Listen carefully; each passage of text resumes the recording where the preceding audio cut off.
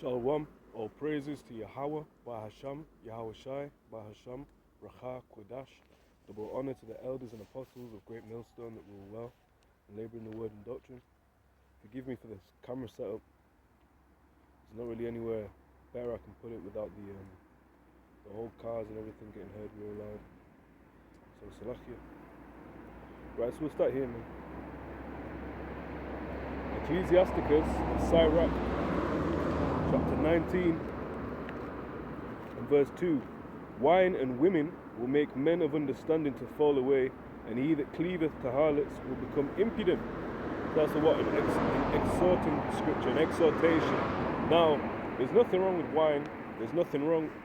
They're not perfect. There's nothing wrong with having a woman in it. But you can get to a point where you overdo it. Alright, and that's called being covetous. Certain times you can be covetous about a thing that is yours. That's rightfully so. In fact, let's get it in the law. The law, brother, the law. I'm not mocking the law, but a lot of Israelites like to make out by that you keep the whole of it, which clearly you don't. And I clearly don't. That's why we need a sacrifice, a covering, Yahawashi, or the covering, should I say, for the nation of Israel, the elect of the nation of Israel. Right, this is Exodus chapter 20.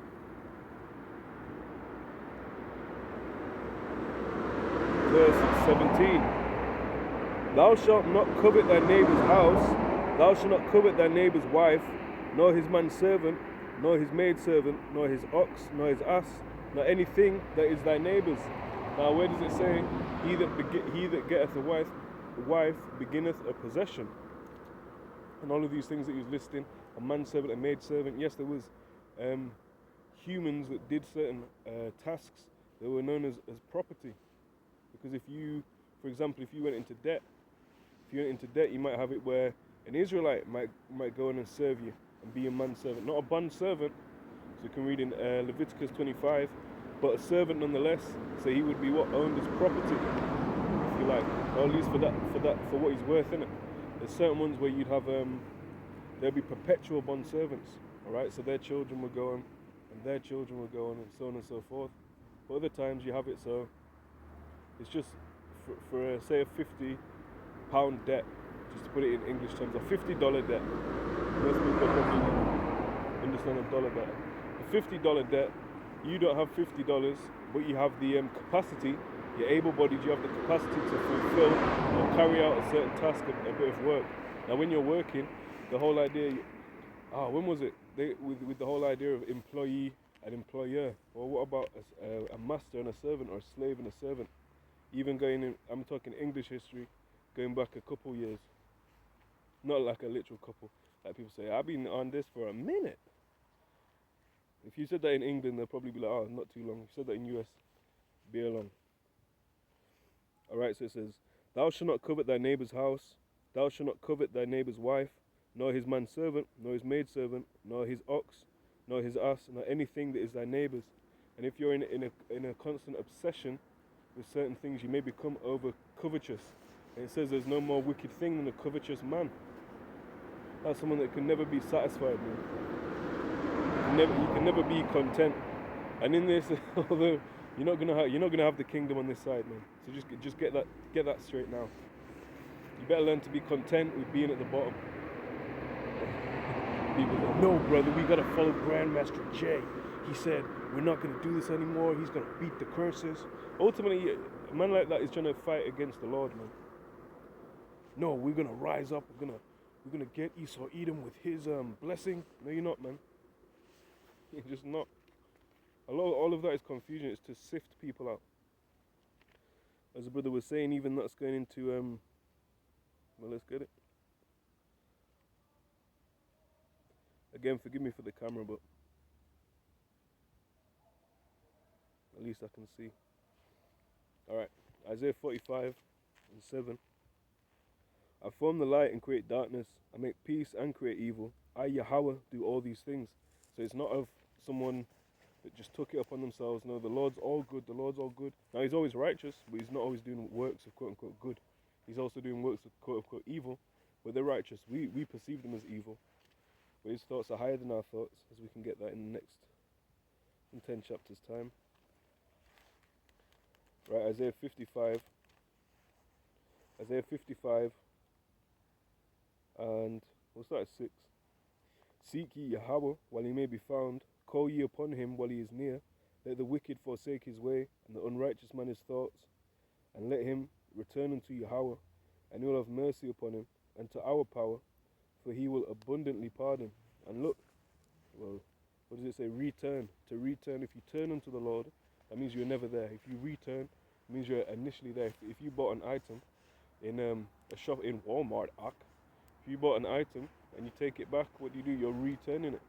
So then it would have to be that whoever was there from the beginning, what does it say, from even before the foundation of the earth was formed, then people there would be the ones returning, or at least a remnant according to the election of grace. However, it still had to be of one specific portion of people, innit?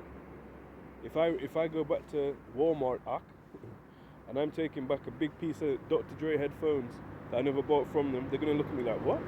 But if I return the item which I initially bought, for example, some little wiry earphones rather than headphones, the little in-ear ones, and I return that, they'll be like, cool, because that's what they made originally, and that's what they expected to return. Well, the Lord set up a certain nation, and he expects the remnant that he will purpose to return unto him. So it says, Isaiah 55 and 6 again, seek ye Yahawah while he is near. Salaki. Seek ye Yahawah while he may be found, call ye upon him while he is near. Let the wicked forsake his way, and the unrighteous man his thoughts, and then return unto Yahawah, and he will have mercy upon him, and to our power, for he will abundantly pardon. Meaning he will have great mercy upon that remnant. Now that's not an excuse. That's not, well, the Lord's so merciful and forgiving, so let me just continue in sin. Again, that could be a stumbling block. It says 8, Isaiah 55 and 8. For my thoughts are not your thoughts, neither are your ways my ways, saith Yahawah. For as the heavens are higher than the earth, so are my ways higher than your ways, and my thoughts than your thoughts. It's very clear. People say, oh, that's mean, man. Everyone has the same valid amount of thoughts. Okay, cool. But the Lord has higher thoughts than that. Even of man, even in they'll say, oh no, all gods and idols are equal, man. Okay, they all have the same value. That's not according to this word. I read that one more time. Isaiah 55 and 6. Salaki 55 and 8 and 9. For my thoughts are not your thoughts, neither are your ways my ways, saith Yahawah. For as the heavens are higher than the earth, so are my ways higher than your ways, and my thoughts than your thoughts. I'll get this in Psalm.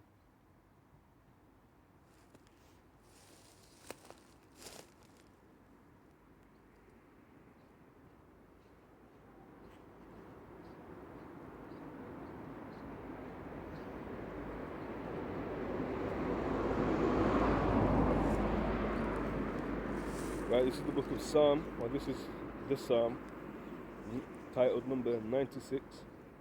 And we'll start from 1. It says, oh, sing unto Yahawah a new song, sing unto Yahawah all the earth. And what do we know about the earth? The earth is Yahawah's and the fullness thereof, including the inhabitants thereof. Right, Psalm 24 and 1, the earth is Yahawah's, and the fullness thereof, the world and they which dwell therein. So all of that, even though you can say, well, this person has there, but what? Okay, if he's the God of all the earth, why is he called the God of Israel? Well, you'll say in defense of that, you'll say, well, he created everybody. Okay, you're not mistaken. But what relevance does that have? Does that mean that he didn't have a chosen raza, a chosen ethnos? And we'll get that in Peter as well.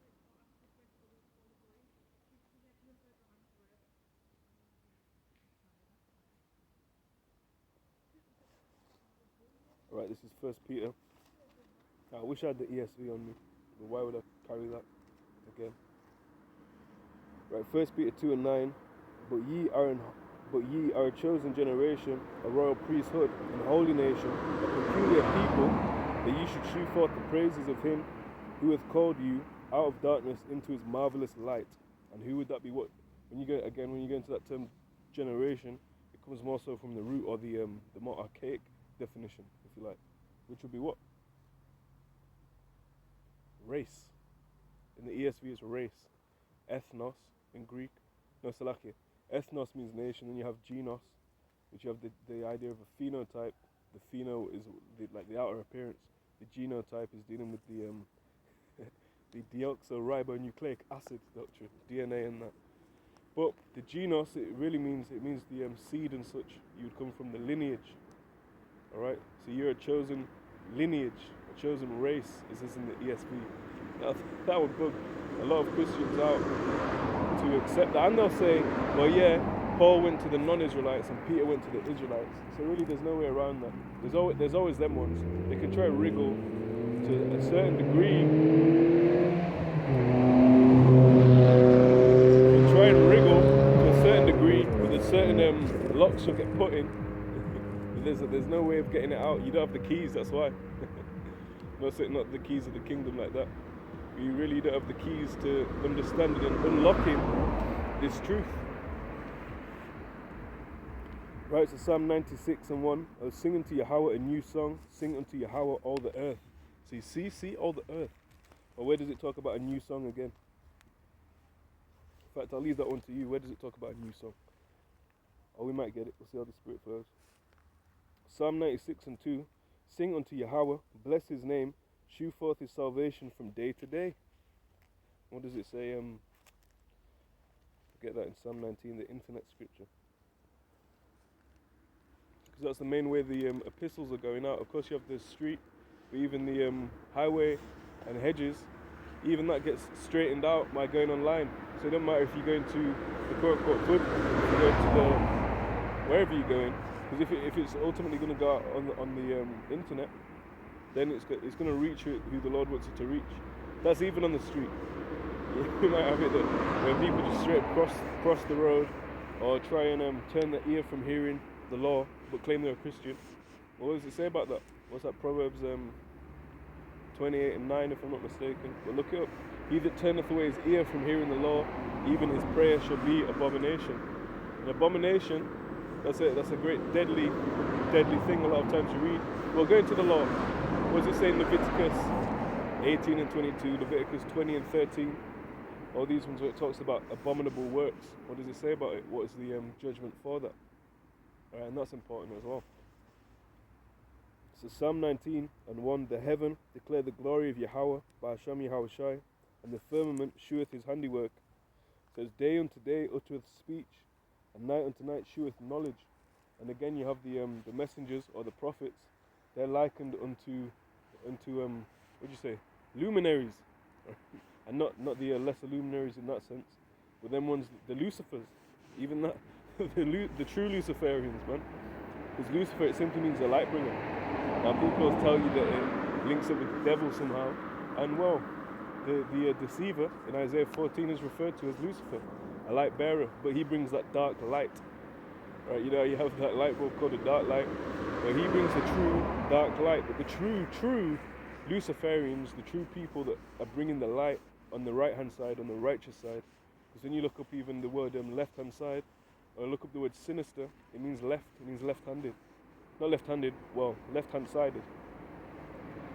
Alright, so the ones on the right hand, on the righteous manner, would be them bringing out the words of Yahawah, bahasham Yahawashi. That's the true enlightenment. What did Yahawashi say about these words? Let's just get that real quick. Right, so this is the book of St. John.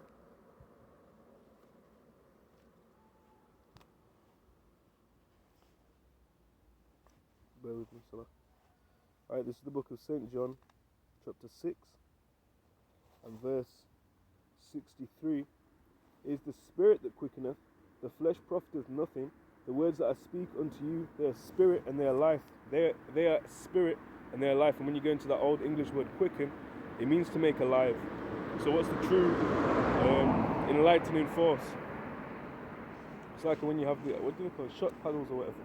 Clear, and then that's how the Spirit will hit you, man. what's it called? Reviving, man. What does it say? We're dead.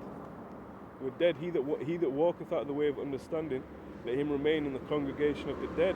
Paraphrasing. That's Proverbs 21:16. So them that are in the spiritual darkness, they're dead, man. So if you're in the spiritual light, which he said, these words are what? These words that are speaking to you, they're spirit and they're life. So if you're no longer in that deadness, that dark state, you're now enlightened, you're now in that light. So that's the true understanding of Lucifer. It means to bring light, man. And yeah, you can bring a light, like it says, my people are wise to do evil, but Salaki. People are wise to do evil, but to do good, paraphrasing, they have no knowledge. If someone could drop that, Yahawah, if you could drop that. Anyway, if you can have a knowledge, there's no knowledge, or there is no wisdom, then that would mean what? It's a dark wisdom, or it's a ill, I don't know how to phrase it best, but an ill sort type of wisdom, innit? Not a good wisdom, not a righteous wisdom. You can have knowledge and let it be knowledge of wickedness, but it's not really knowledge, is it?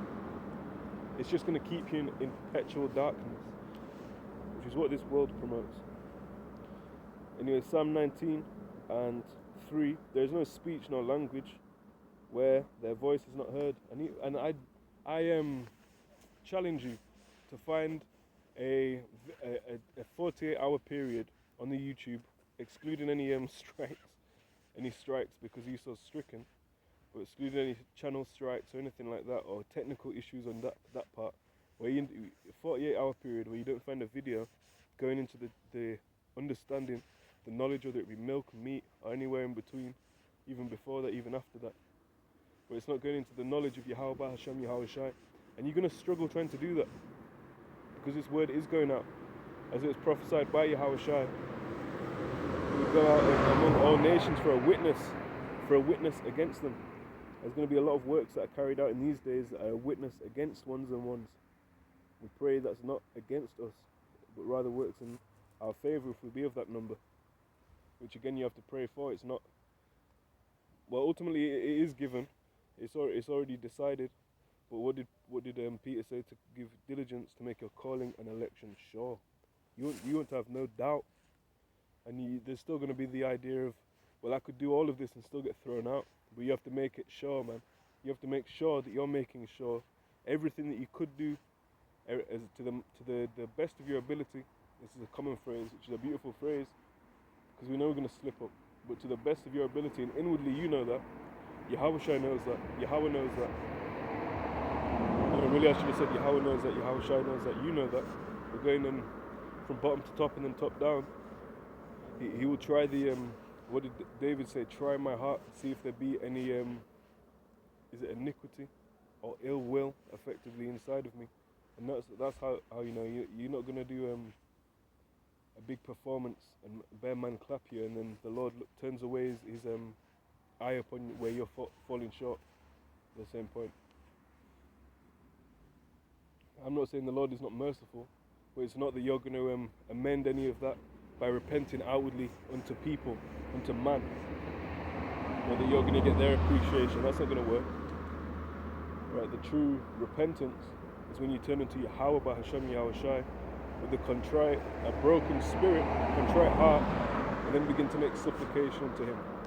Right? Not trying to impress man. Now, edifying, that'll be part of your reasonable service. You know, giving your body up as a sacrifice. Let's get that real quick. This is the book of Romans, chapter 12.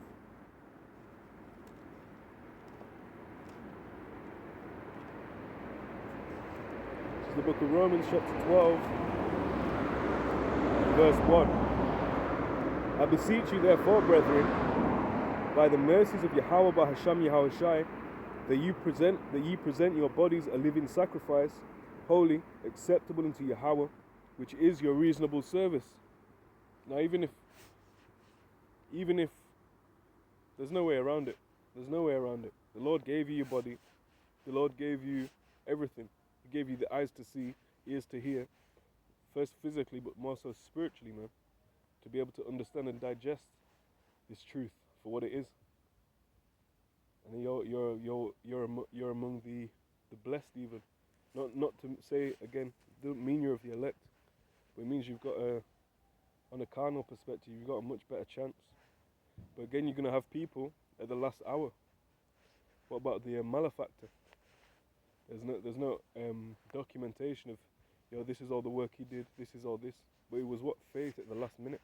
So you are going to have the 11th hour Israelites, and that doesn't mean that they're worth any less, or that they're unworthy of receiving any less. We're all labouring for that same penny, whether you came in 40 years ago, 61 million years ago, whether you came in half a second before the time, it's up to the Lord, man. He'll have mercy on whom He will have mercy, but it's not going to be upon the nation of Edom, for example.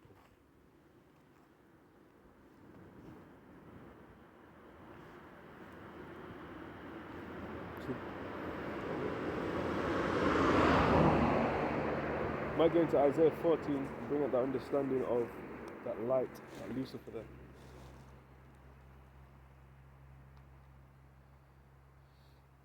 Alright, so this is the book of Isaiah,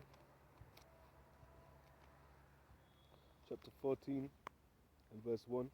For Yahawah will have mercy on Jacob, Yaakov, and will set them in the Salakia. For the Lord, Yahawah, will have mercy on Jacob. And let's just pause there. What did I say? It's not going to be on Edom. Like that people say, well, the Lord will have mercy on whom He will have mercy. But who's it prophesied of? Again, it's like, well, I don't know if He came for me or He came for everyone, but, we'll see at the end. But it's already chronicled. It's already written what the nation where the remnant would come out of would be. And what is it? Jacob. It's Israel. Right? Isaiah 14 and 1. For the Lord will have mercy on Jacob, and will yet choose Israel, and set them in their own land, and the strangers shall be joined with them. And who are these strangers? Non-Israelites. Salakia. I mess that up. Who are these strangers? They are Israelites. Right? They're the strangers, starting with us that are coming out of these various lands of captivity. I tried to say, not non-Israelites. I'll do that again. Isaiah 14 and 1. For Yahawah, bahasham, Yahawashi, will have mercy on Jacob, and will yet choose Israel, and set them in their own land. And the strangers shall be joined with them, and they shall cleave to the house of Jacob. Who are those strangers? Israelites. You got it then. Alright? Israelites. Because they're the ones that are when you go into that word for cleaving, there's not going to be a cleaving heathen Stephen, man. There's not going to be an Edomite cleaving. Look into the word cleaving, look into the usage, look into the, I think I said that meaning or definition. And you're going to see that again, it talks about the joining back together in Romans 11. Now if you say that's talking about non-Israelites, then you're going to have to say that the graphing in effectively is for non-Israelites, which is off, completely off. When you go into Romans 11, 16, 17, around there, and then you go to Jeremiah 11, 16, 17, around there, it talks about an olive tree. Now show me when Esau Edom is called an olive tree. When Elam is called an olive tree. Or when Japheth Ionia is called an olive tree. And a lot of people know it. As in, they know who Paul went into. No, they're Israelites, because you can see this. I'll give a full breakdown on it. And then they'll stumble at the last hurdle, man. Either Cornelius or Romans 11. And they're key parts, man. Again, they're key parts. Isaiah 14 and 1. For Yahawah will have mercy on Jacob, and will yet choose Israel, and set them in their own land, and the strangers shall be joined with them, and they shall cleave to the house of Jacob, and the people shall take them. Now it's about to list a new, what do you say? A new group. Now it's about to list a new group, and the people shall take them and bring them to their place. So the people, who's it already? It's already outlined. The people being the whole house of Israel. Now don't try this. It's only the northern tribes, and because the southern tribes are Canaanites, they're going into slavery, man. And that's actually a doctrine. Not that southern kingdom are actual Canaanites. They'll say the actual southern kingdom are not Judah, they're actually Canaan. And then a lot of the northern will be saying, yeah, look at them, man, look at them. And then you look at the northern, my man looks exactly like a light-skinned so-called Negro, or a light-skinned Judite, if you like.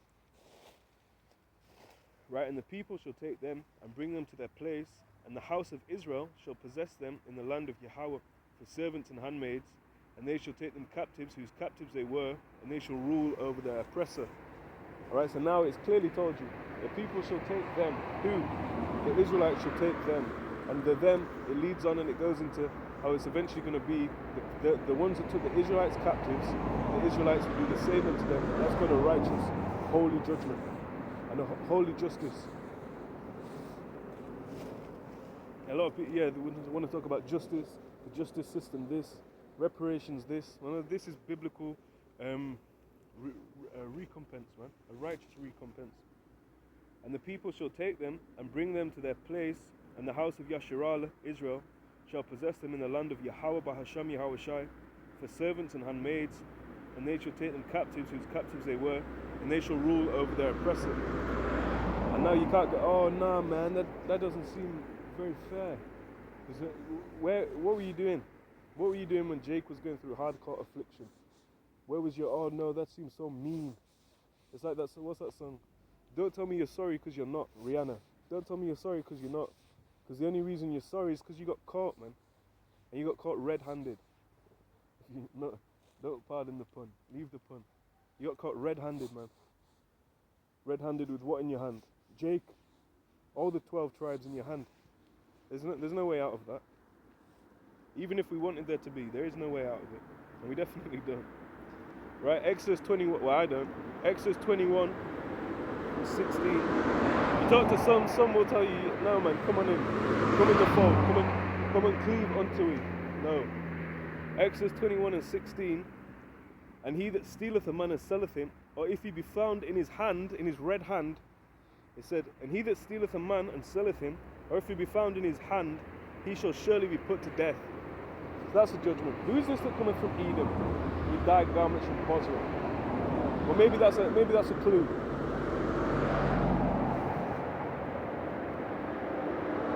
Yeah, man, caught red-handed. Red-handed. Isaiah 14, and I'll read it 2 again because I kept reading 1. You're going too fast.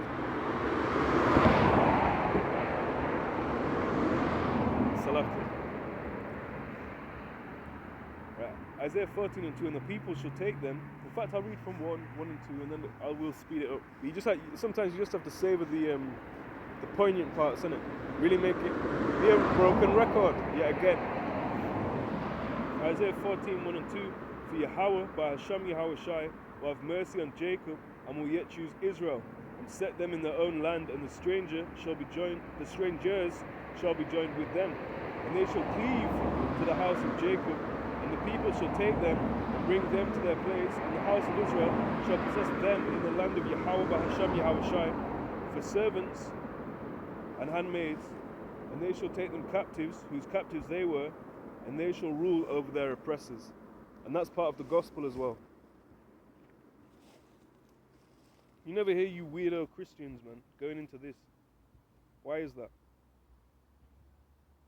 That's quite verbatim, literally, part of the gospel. Obviously the whole book, but in fact we'll get it, man. Christians are so annoying, blood. So annoying. Where does Jacob focus in any of this? Obviously not the whole nation. Where does the elect of Israel ever get mentioned? Where does the elect get mentioned? It's like the whole earth, that there is no wicked. There is none that are going to get judgment. Everyone just come up on it. It's so annoying. Alright, this is Psalm chapter 72, verse 4.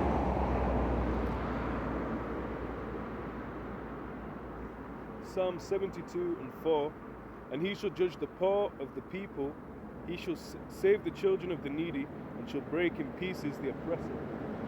Right? Talking about about Yahawah, bahasham, Yahawashi. Now he's going to have to do, he's going to do a lot of this by appointing the work into different men under him, if you like. Like you have the halalyam, the creation story.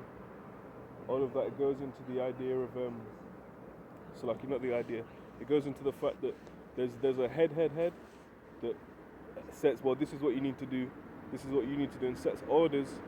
And that's what he's going to do. He's going to set orders for his son. And part of that is going to have to be going to the land of Bosra, right, unto the nation of Idumea.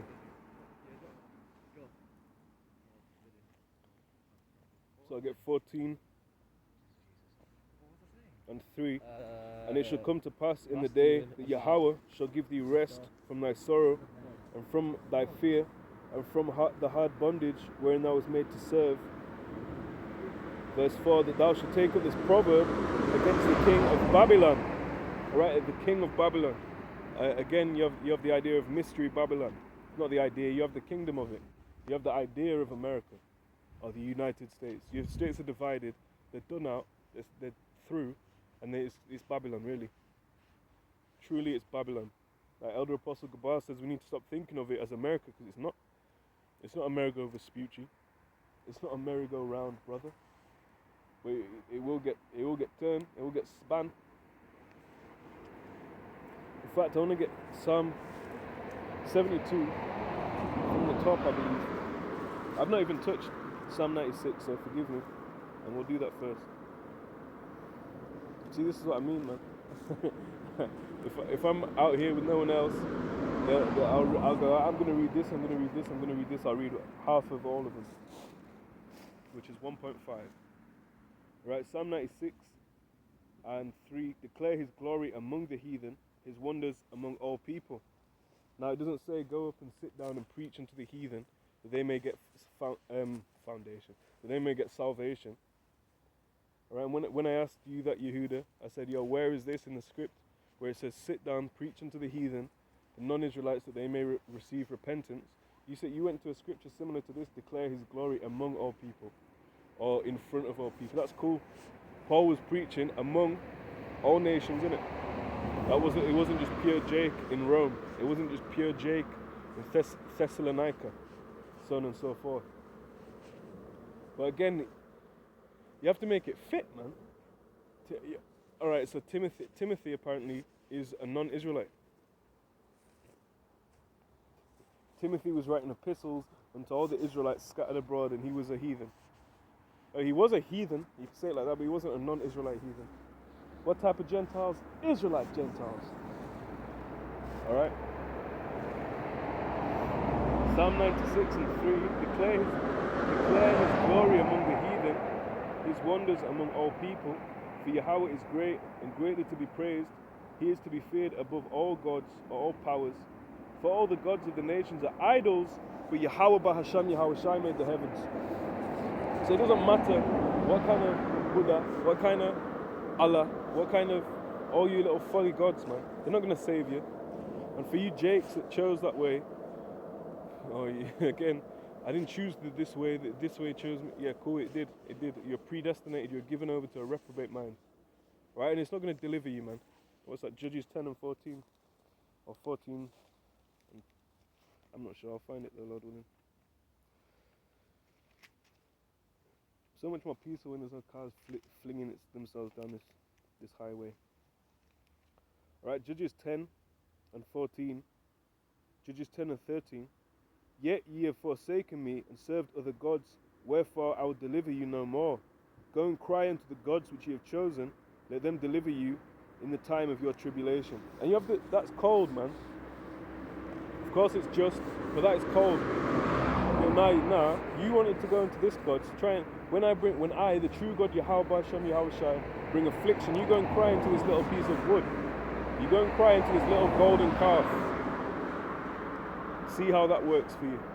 That's cold, man. A Christian will tell you, no. That's the devil doing that, man. The devil is trying to break the Lord's relationship with every single one of his creatures, man, because he came for everybody, man. You're basically saying Hashatan, the adversary, the one who's adverse to the power, is more powerful than the power itself.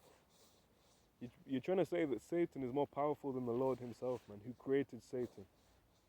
When does that even come up? Who created Satan then, innit? It's so annoying, man. Some days you laugh at it, some days you shake your head at it, but it is laughable, but it's frustrating at the same time because Jake is ensnared in that, man. And it's not that we just want every single Jacobite to get dead out. We just understand that is not literally everyone, but a great majority of Jake, especially, look, 2/3 in the land of Babylon the Great, in the divided states, will have to be through. They are through, but they'll have to be made utterly through, made desolate. And that's just, maybe it's unfortunate, maybe it's fortunate, but either way, it's what's got to happen. Psalm 72:1. Give the king thy judgments, O Yahawah, and thy righteousness unto the king's son. He shall judge thy people with righteousness, and thy poor with judgment. The mountains shall bring peace to the people, and the little hills by righteousness. He shall judge the poor of thy people. Salaki, he shall judge the poor of the people.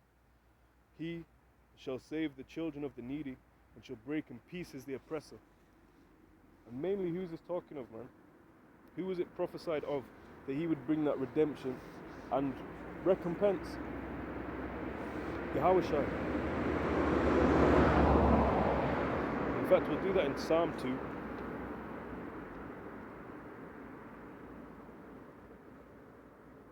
So I'll read it one more time, Salaki. And then we'll get where it's written. Psalm 72:4. He shall judge the poor of the people. He shall save the children of the needy, and shall break in pieces the oppressor. Right, so this is Psalm chapter 2 and verse 6. And remember it said, unto what? The king. Psalm 2:1. Why do the heathen rage and the people imagine a vain thing? The kings of the earth set themselves, and the rulers take counsel together against Yahawah and against his anointed, saying, and that's exactly what they do. In the whole. No, the thing is, it says it on your dollar anyway. Novus ordo seclorum, novus novelty, order seclorum world secular. I don't want to say it all together. Why are you scared, brother? You just don't want an unnecessary information panel. That's why we say max. Anyway, Psalm 2, and we'll skip down, verse 6. Yet have I set my king upon my holy hill of Zion, to Zion one a monument. He said, I will declare the decree Yahawah hath said unto me, Thou art my son, this day have I begotten thee. Ask of me, and I shall give thee the heathen for thine inheritance, and the uttermost parts of the earth for thy possession. Thou shalt break them with a rod of iron, thou shalt dash them in pieces like the potter's vessel. Meaning like a little clay pot. Just how that gets dashed. Or you could even drop it on by accident, and it goes, shoots the whole way across the room. That's a potter's vessel. That's the similitude in which these nations, starting with Esau, Edom, but starting with Yahawashi and his elect group of men, will be judging. Right? It even says nah, man, Christianity, you're absolutely done out, man. Today is a day where it's just more frustrating than laughable. Alright, Revelation chapter 2 and verse 25 on down. But that which you have already, hold fast till I come, and he that overcometh keepeth my works unto the end.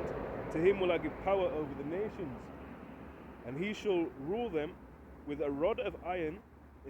As the vessel of a potter shall they be broken to shivers, even as I received of my Father. And I will give him the morning star. What's the morning star? Because the star in it, the enlightenment. What is the morning star? Is it a Lucifer, brother? And I hope you understand what I meant by the quote-unquote true Luciferians. It doesn't mean we worship the devil. It means the true enlightenment of these scriptures, man. And Yahawashi brought the light. He's the way, the truth, the way, the truth, and the light, and the life.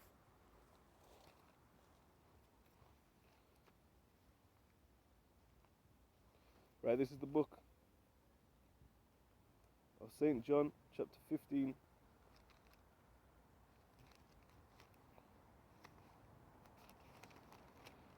Right, chapter 15 and verse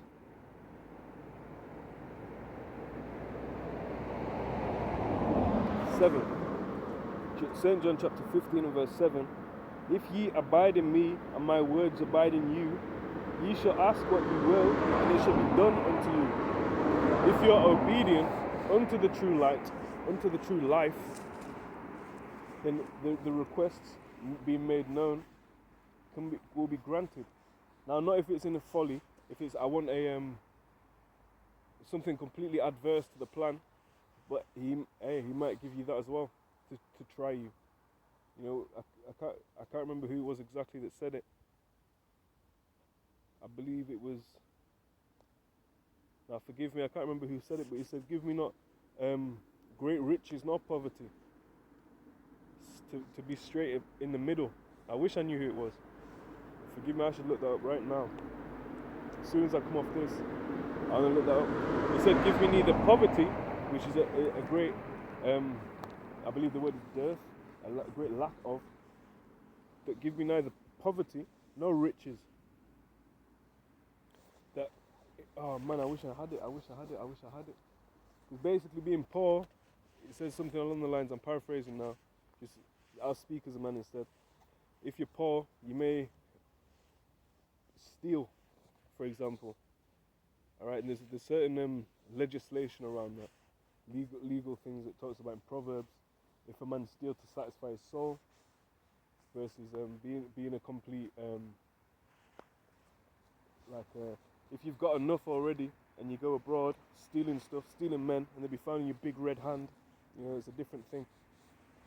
But anyway, you might steal. Or if you're too rich, you'll be like, what do I need the Lord for, man? I'm rich. I can do everything in this world. And certain Jakes are caught in that trick bag.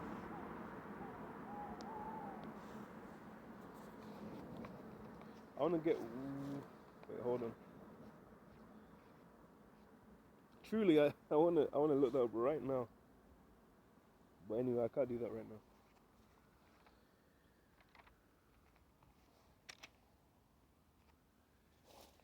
Alright.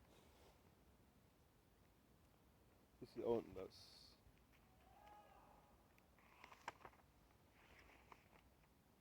right, this is Wisdom of Solomon. Bear with me.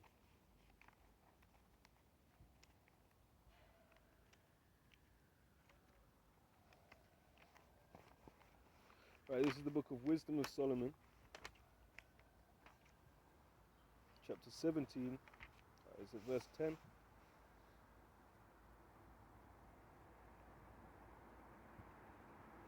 You know, we'll go into this briefly. Lord willing. So this is Wisdom of Solomon, chapter 17, and you know, we've just come out of this sort of season, quite a while ago, but there's still something to meditate upon. Why is that? Because this whole thing of ours is a set type of feast. 1 Corinthians chapter 5. 1 Corinthians chapter 5, verse 7. Purge out therefore the old leaven, that ye may be a new lump, as ye are unleavened. For even Hamashiach, Pasach Noah, or our Passover, is sacrificed for us. Therefore let us keep the feast, not with the old leaven, neither with the leaven of malice and wickedness, but with the unleavened bread of sincerity and truth. This whole thing of ours is known as a Passover. You know, the faith in Yahawashi. He is our Passover. He's that blood. He's that flesh. He's that lamb without spot nor blemish. And he's the greatest sacrifice the whole earth has ever known. Man. Of course, it's Israel. But Israel's the top. The Moabites have never known something so great. Even in the the low level Christianity so-called understanding, they want in on it too. But again, it's only for a remnant.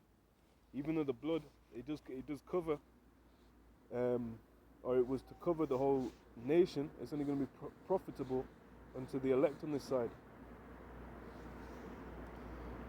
And Yahawashi paid the ultimate price, man. The ultimate price. He even said it himself. He said, greater love have no man than this, that a man may lay down his life for his friends, or for his friend. And what did he say? He actually said, right, so this is the book of St. John, chapter 15 and 15. Oh, Salak here. St. John chapter 15 and 14. No, I'll start at 13. St. John 15 and 13. Greater love hath no man than this, that a man lay down his life for his friends. Ye are my friends, if you do whatsoever I command you. Henceforth I call you not servants, for the servant knoweth not what his Lord doeth. But I have called you friends, for all things that I have heard of my Father I have made known unto you. And again, the whole idea of I've not chosen the thug life. Well, yeah, if you're a reprobate, if you're a man of the Lord, however it is, it's ultimately preordained before any of this. So it says, John 15 and 16, ye have not chosen me, but I have chosen you and ordained you, that ye should go and bring forth fruit, and that your fruit should remain, that whatsoever ye shall ask of the Father in my name, he may give it to you. Again, that goes back to that. That doesn't mean you want to go and ask for a great abundance of worldly riches, because what did I say? It could be a stumbling block. Now, ultimately, there's brothers that can handle that as well. There's brothers that will think about Joseph of Arimathea. Shout out Brother Henry, because he taught me how to pronounce that. Joseph of I just said it. I literally said it. Joseph of Arimathea, right? He had a great abundance of wealth, and that didn't stop him from, focusing on what the most important things were. All right, keeping his meditation on the things above rather than the things below. It says, "Where as a man thinketh in his heart, so is he." And it talks about meditating, not where the moth and dust doth corrupt, storing up your treasures there, but keeping your treasures up in heaven, man. Because you can never get sidelined. Keep your eyes single. Right? All of those go into the same concept. Keep your eye on the prize. Right? And they that runneth in a race runneth for a prize, so run that you may obtain. A man is not crowned.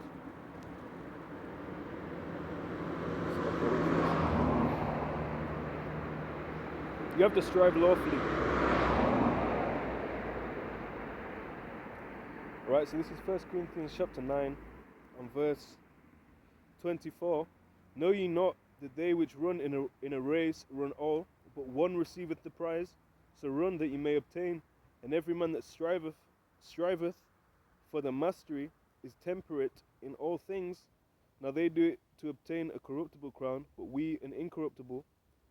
I therefore so run, not as uncertainly, so fight I, not as one that beateth the air, but I keep under my body and bring it unto subjection, lest that by any means, when I have preached to others, I myself should be a castaway. And that's a fearful thing. Like I said, you could still do that. You could still be a castaway. Also talks about one that is there's also one that's profitable to many, but for himself he is no benefit. Paraphrasing. But truly right now, what I want to do is search up who said that. Possibly Lord will make a lesson on it to make up for how short this was. But nonetheless, I pray it was edifying. Shalom unto the elect. Of course, double honor to the elders and apostles of Great Millstone that labor in the word and doctrine, week in, week out, day in, day out, yet being a great example unto the younger men in the faith. And of course, most importantly, above all else, because we wouldn't have any of that, we wouldn't have the elect, we wouldn't have the elders and apostles, we wouldn't have anything, literally wouldn't have the earth, if it wasn't for the Lord. So giving all praises, honor and glory unto Yahawah, bahasham, Yahawashi, bahasham, racha, kodash. Shalom, achim. Wa akhwatim.